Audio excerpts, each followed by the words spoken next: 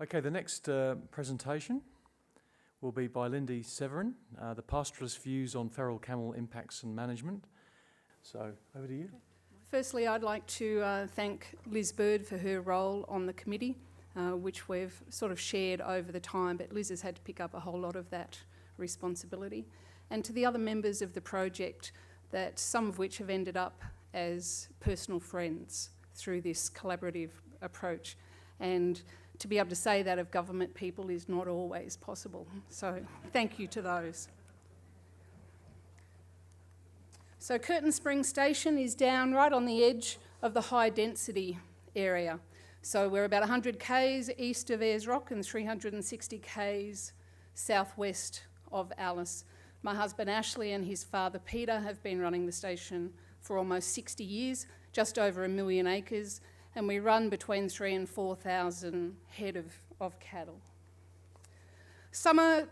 Ash has been fighting camels for a long time, but the summer of 2007 created major issues. So the feral camels moved in from out west, across pastoral land, heading towards where there had been some rain towards Alice Springs. So we had mobs of thousands of head of camels moving through the property. The damage to trees in particular we've heard a lot about tonight, but the bottom picture there is a picture of some mulga trees that was basically shorn off like it had been hit with a hedge trimmer. We did have some people challenge those photos saying, well, cattle eat mulga as a secondary feed, and yes, it had been dry, but cattle don't do it in a single night and like it had been hit with a piece of machinery. And certainly the tracks and the camel poo that was left gave us absolutely no decision except that it was camels. During that time, and it's been mentioned a bit earlier today, we lost 140 kilometres of fence in a 6-week period, and it actually took us 3.5 years to put them back. Doesn't sound, fences are fences, what does that matter? Well, at the end of the day, it's how we manage the cattle program. So for 3.5 years, we couldn't manage the cattle. So we couldn't wean, we couldn't take heifers out, you couldn't keep bulls away. So it actually meant the program, the cattle breeding program that Ash and his father had been working on for 5 decades at that point, was all but destroyed. So it wasn't just the cost and the time of putting back the fences, it was all the opportunity costs that were lost during that process. So the pastoral industry has a responsibility to deal with feral pests under legislation. So we don't have a choice about that. And in 2008, we were to the point of saying, well, let's please stop talking about it and let's get something happening. The Pastoral Lands Act says that we can be directed to manage feral camels or feral pests if we don't undertake it of our own volition. And the Pastoral Lands Act also says that we manage the estate for sustainable pastoral use, and that is about managing stock. And there's an interesting debate as around whether camels are actually considered to be stock or not. So we didn't want the guys to go out and count them again. We actually just wanted the work to happen. So there's a number of questions, and it's been raised today. How is it that we can deal with them? One of them is commercial use. Now, at the end of the day, camels can be trained to use the trap systems like the cattle do, but it's actually an interesting dilemma where the feral herd has to be caught to train them before they'll actually use them in an ongoing manner. So in the last 5 or 6 years, we've only actually caught 3 camels inside our cattle traps when we've been mustering for cattle.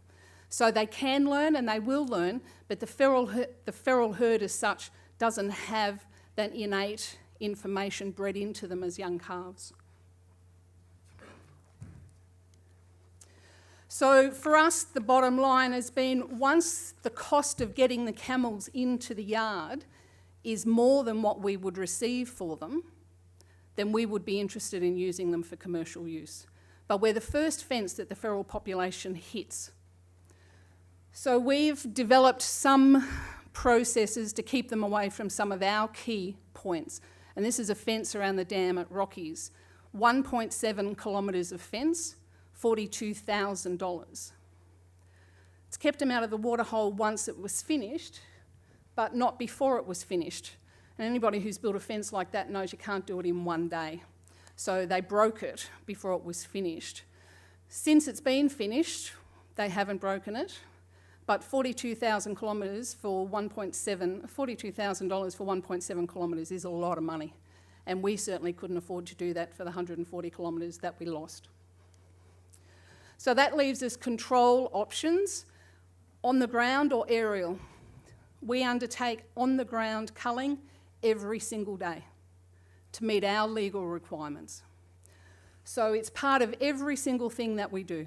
Every single decision that we make on the station has a camel component. We have additional weapons, we have additional training for staff, and it is simply part of what we do every day. It's not something different. It's part of what we do every day. Aerial culling is expensive for individuals. It's an absolutely wonderful response for emergency type situations or big knockdown in a short period of time. But it's very difficult for any individual landowner to be able to undertake that. This time last year, we had been quite clear and open with the project that we thought we were going to have some issues over the summer. So every week during late November and early December, I was sending in maps, and this is just the bottom end of the station. It's not the top end, it's just the bottom end.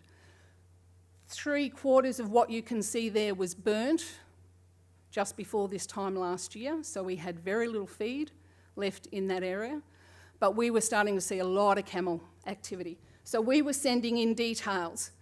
The red bits are where we were seeing tracks or camels, the boxes are where we were seeing or shooting, and the green, the yellow bits were where we were fixing infrastructure.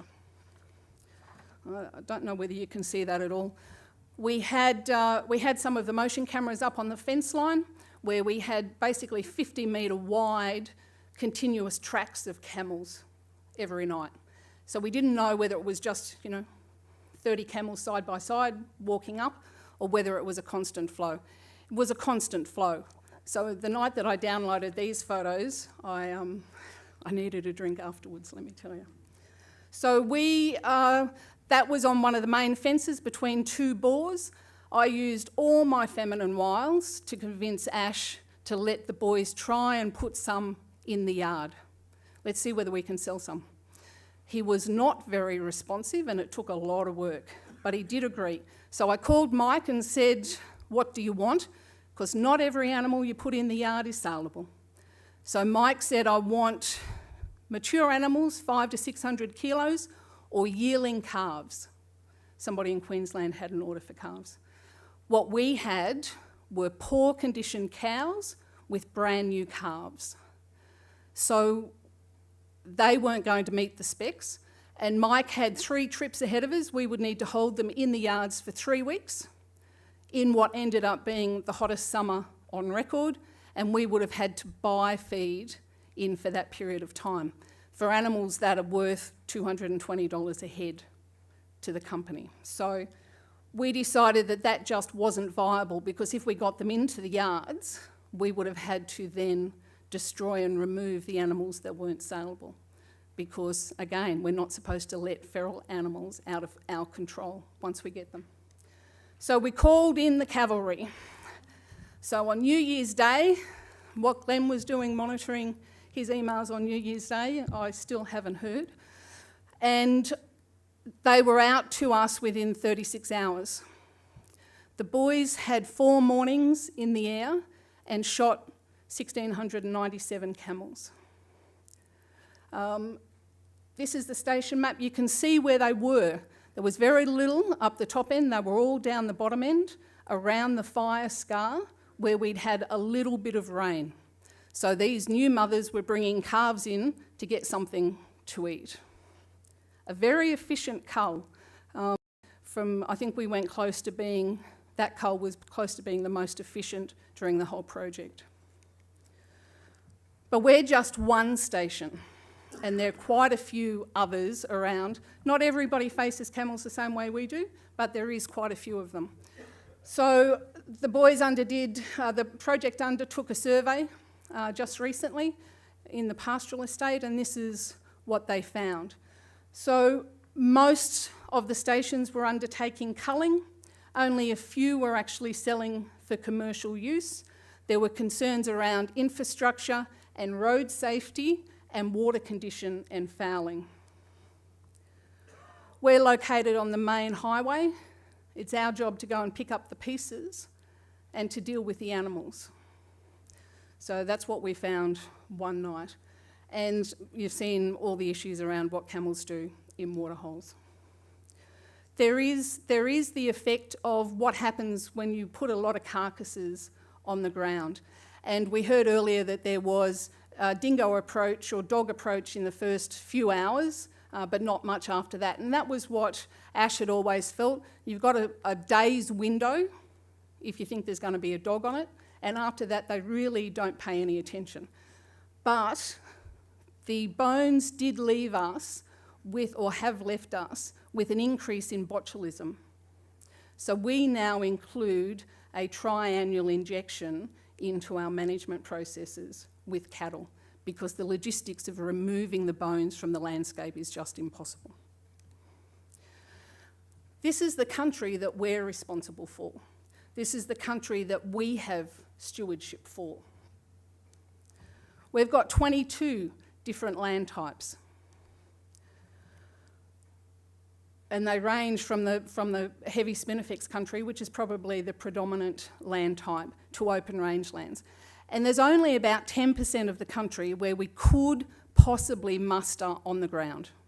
But that 10% isn't in a nice little block, it's spread across the whole 1,000,000 acres. So ground mustering is just not possible for us.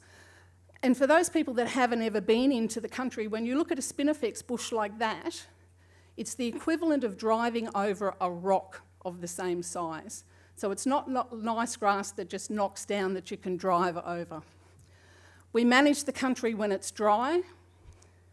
We manage the country when it rains and the green just hurts your eyes.